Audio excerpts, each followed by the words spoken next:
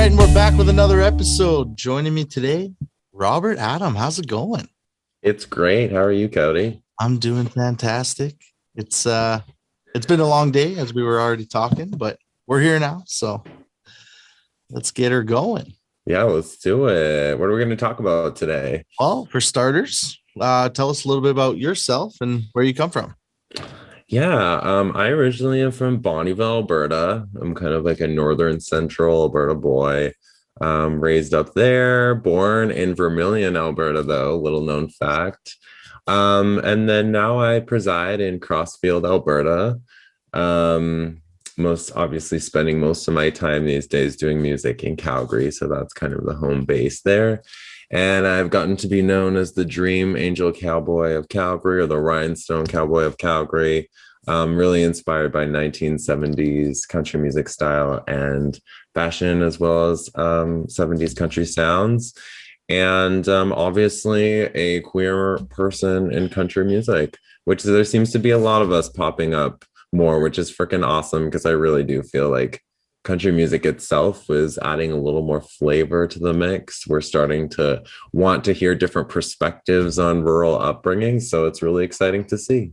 That's awesome, and I love that you're bringing back the old styled country.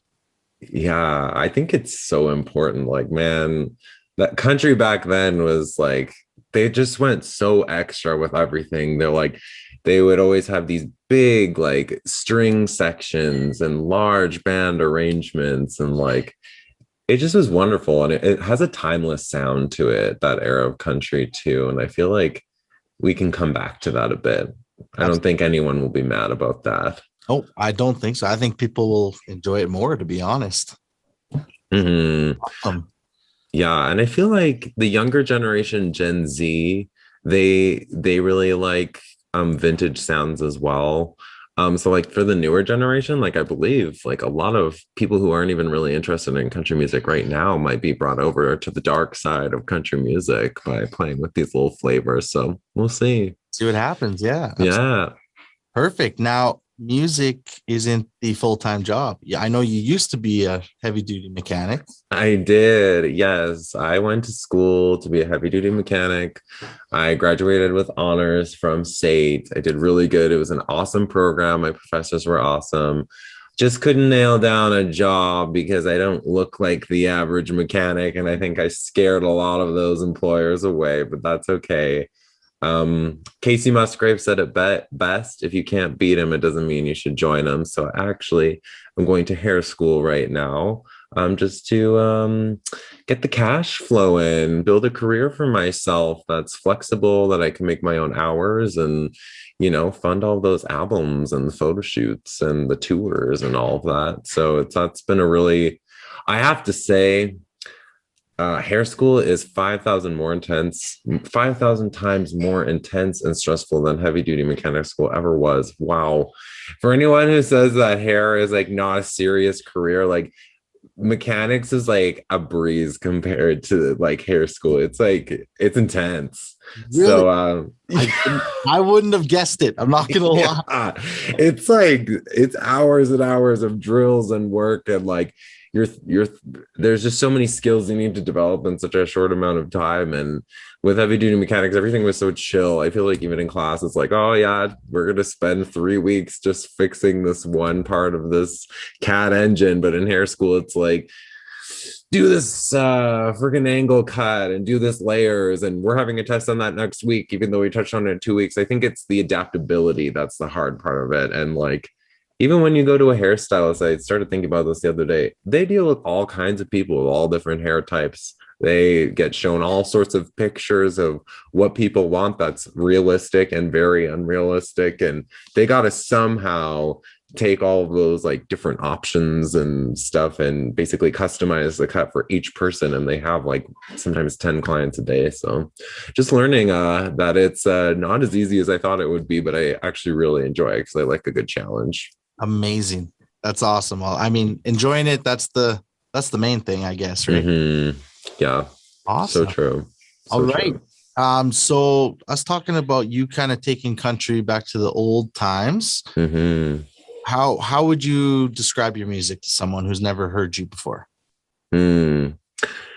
I first will always say that my music is going to be an open door and an open table to almost anybody. Um, I think I have a very diverse audience that come to my shows. I remind those old boomers of times of when they listened to the Loretta Lynn and the Patsy Cline records. But then I also have, people that are like mid 20s, early 30s who, maybe fans of country music, maybe not, that enjoy like the the flair of it all. And then I have kind of the Gen Z audience that are just interested in what I'm doing because I don't think they've been exposed to much country in their lives because they're still so young. They're like a day old, right? So, but basically, very much sounding like 1970s. I love string sections. We play with a lot of fiddles and cellos and try and orchestrate those as best we can with the budget we can to make really timeless sounding music. And we like to explore a lot of range of topics, lyrics wise. Just basically, I try to dig deeper. Even if it's like a good old like Hellraisin Friday night song or, reflecting on important relationships and deep moments in my life. I try to have songs that are catchy, but we also just dig a bit deeper so that maybe after the person has seen the song played or listened to the song, they're still thinking about it. They're like, oh, wait, I don't think that story's done just listening to that song. So, yeah, a lot of that. And you can always expect some wild vocal runs. I love vocals. And yeah, I guess that's a very long explanation of what I do. I'm really bad at concise short explanations. Oh, that's awesome, man. And what are some artists that inspire you?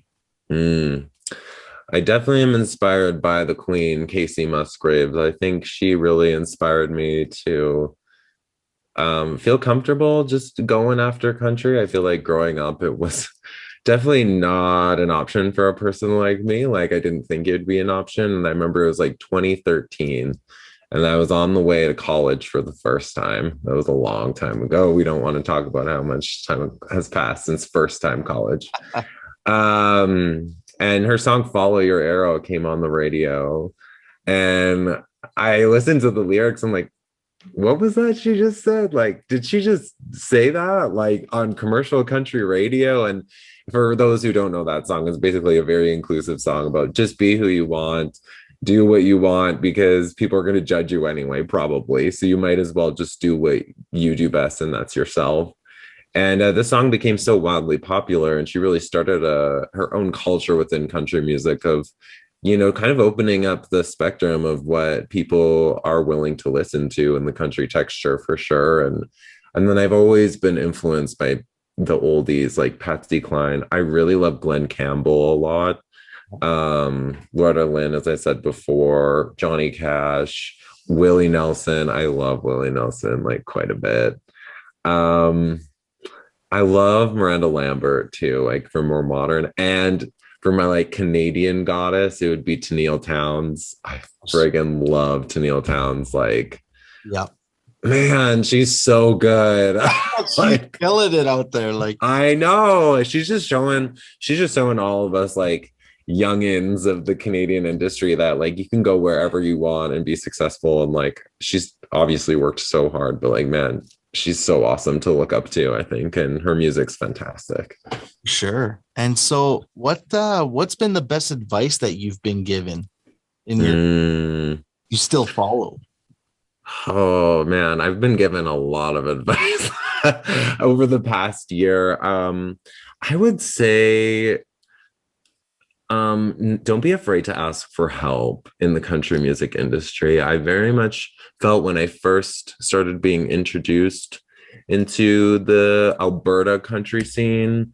I don't want to make myself look bigger than I am. We're gonna just, it's a small family, and I've been so lucky that people have been so accepting and embracing of what I do. But it's been wonderful being a part of the Alberta country music community because I really feel like I do have people I can ask for help, and that when I get past of being afraid to ask for help on industry stuff or grant writing stuff or like which accountant do you use, like Right. it's helped out a lot. And honestly, I don't think I'd be where I am today if I would have not forced myself to ask help from people who know what they're doing. Like, why pretend you know what you're doing when you could ask somebody who does? That's So right. that's probably the best advice that I've been given and that I've kind of taken heed and still need to remind myself sometimes to take, because it's super valuable.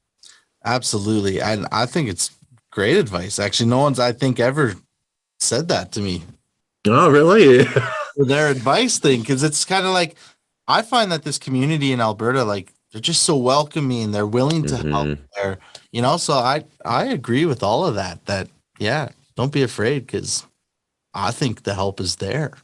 It is. Right. So And there's so many people who want to see you succeed too, no matter who you are, which is pretty awesome. So, for sure. All right. Okay. Let's talk about the new single. Don't Touch My Rhinestones. don't touch my rhinestones. Tell What us do you want to about know? I'll start from the beginning. yeah. Don't touch my rhinestones is all about a situation when you are doing so good in your life. You're killing it. You have the right energy. You've got the right focus. You're disciplined. And naturally, sadly, human beings who are not doing as good in their life, it opens up a criticism. People are always going to try and take you down when you're in a good space. I don't, it's sad that that happens, but it does. Right. And this song is all about telling those people, don't even try it. Don't take away my shine. Don't take away this joy I'm feeling right now, because you have work to do on yourself. And it comes from a lot of experiences in my life of, I have a lot of good experience these days, but in the past, there's a lot of toxic people in my life who, they just, anybody who's bright and anybody who's trying to make a difference, like people are just going to try and take you down. And that's just something you have to accept as an artist or anyone in the industry or anyone in society, basically. And you just kind of stick it to them sometimes, like, I'm not one to start up a fight or get rowdy or anything, but sometimes you just got to give them hell. You just got to say, no, it's not happening today. No, bud, not happening. So I hope this song serves like as an empowerment anthem to anybody who may feel down in the dumps because the people are getting to them and the haters are hating and they're like, I don't even know what to do anymore. I just hope that this song is that song that people turn up and they're like, oh yeah, I'm back to my normal self and I'm on my war path to whatever my goals are. And Right. yeah, that's kind of like what it's about. Do you want me to go into like the instrumentation and production of it a bit? Sure, that would be great. Okay, Yeah. cool. This song is kind of an oddball for sure. Let's Do This Again. My past single is very airy, it's very dreamy. We're using a lot of vocal textures that are very like crooner, very like very like easy listening. Don't Touch My Rhinestones is a little more rowdy, it's a little more raspy. It's southern rock influenced. We have some B3 organ, we have some Wurlitzers in there. We still have our string sections, like we always do, like we like to do. We have some 60s girl group background vocals. It's a very much like vintage track mixing a lot of angsty genres together at once. Right. And yeah, I just hope people like it. It's different. It's eccentric. I think this song is for sure. Yeah. I think from when I heard it, I think it sounds great. Oh, thank you so much. I appreciate it. Yeah. And available on all platforms, of course. You bet. You bet. And do we have plans for music video, anything like that? No, not for this one, but for the next one, we are doing a lyric video for when we release the full EP Baby Blue in July. That will be all 5 of the songs that we've been working on, and there'll be a nice little lyric video with that.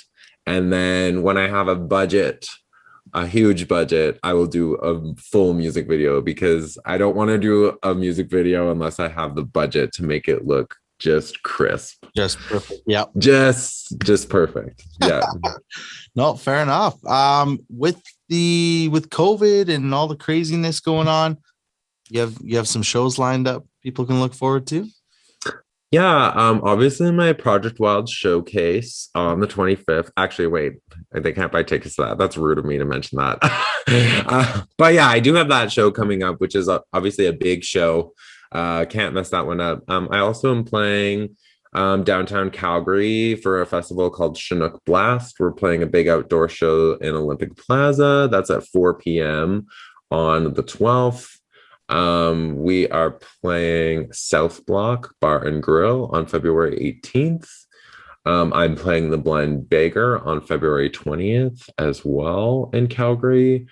And then I'm playing the Tea House at the end of February as well. It's this really cool bar. I've never played there before, but I'm really excited to play it. So yeah, we got quite a busy month in February. Things are still happening despite COVID.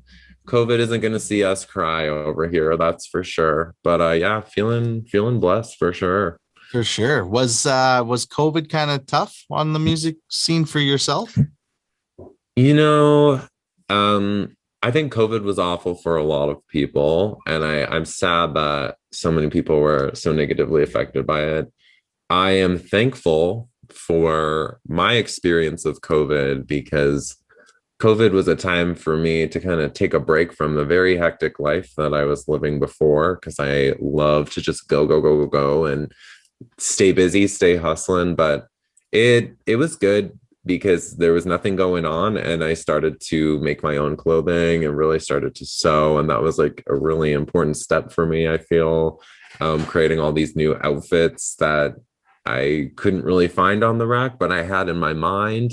So I started drawing and sewing all that and writing more music that was really deep and reflective, and then also planning my next moves. Time is amazing. It lets you marinate. It lets you sit in what you really want to do and go over those thoughts, maybe sometimes too much, but I feel COVID was super necessary, not necessary, but important for me, because I didn't even know I had these sides to my creativity to begin with. So it was cool to start to make myself my own fashion designer, my own sketch artist and my own designer, like that, like graphic designer and stuff. So it was just a chance to brush up on some other skills that are used to help music in general. So I'm extremely thankful, to be honest. For sure. And it's funny you say that. As hard as COVID was on the music industry itself, I find it was a good break for everybody a little bit, like you're kind of saying, because I've talked to some artists who are like, I was playing 80 to 120 shows a year, and I didn't realize like how go they were until now. They're like, whoa, like now I can kind of just sit back and actually do things in life normal, right? So yeah, it's so true. It's so true. And like we just get so stuck in that busy lifestyle that becomes the norm, and it takes a step back. Like sometimes we need to be forced to, and we're like, oh man, like I was missing a lot. I was missing a lot of moments, and I was not present in many moments, and life is short. So when you're forced to take a break, you realize like, oh man, I got to work on my balance. Even when COVID is gone, it's definitely something in the back of my mind being like, okay, like even if you do get busy, make sure to take in those moments as they come, because sure, yeah, every day is a gift. Absolutely. Yeah. So you mentioned you did a lot of writing. Do you do a lot of co-writing or just write on your own? I did do some co-writing. I really co-writing's hard for me. I don't really enjoy it a lot. But I did push myself out of my normal boundaries and try to push myself. And I did write some songs with some amazing people. I wrote with Miss Chrissy Feniak quite a bit. The title track of the Baby Blue EP was written with Hannah Gazzo, actually, an insanely gifted writer. She's so young and so talented, and that was amazing. I wrote with Miss Haley Benedict a couple times. I wrote with Alex Hughes one time.